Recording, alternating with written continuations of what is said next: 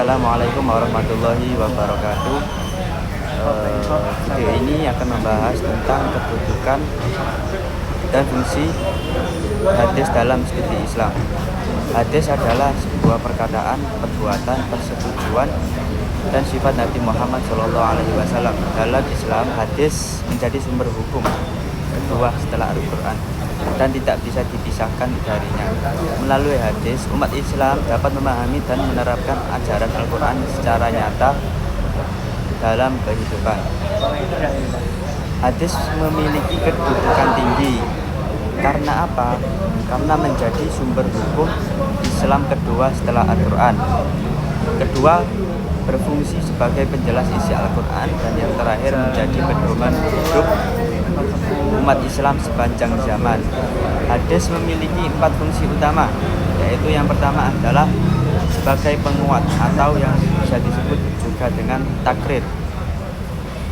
Maknanya menegaskan hukum yang sudah ada dalam Al-Quran.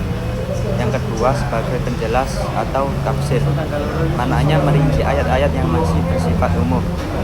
Yang ketiga, sebagai pembatas atau taksis, membatasi keumuman hukum tertentu dalam Al-Quran.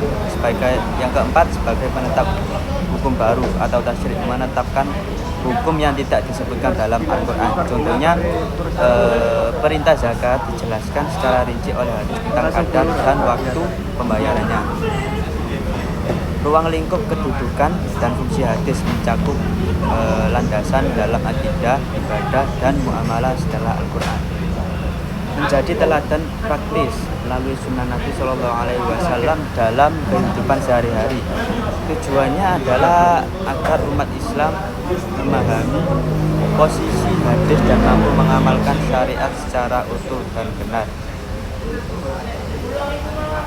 Dengan memahami kedudukan dan fungsi hadis, kita tahu bahwa Islam itu tidak hanya dibaca, tapi juga diamalkan melalui teladan Nabi.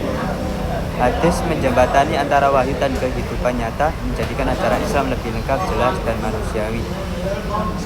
Demikian penjelasan singkat tentang kedudukan dan fungsi hadis. Semoga bermanfaat dan menambah keimanan kita kepada Allah Subhanahu wa Ta'ala. Sekian, terima kasih. Wassalamualaikum warahmatullahi wabarakatuh.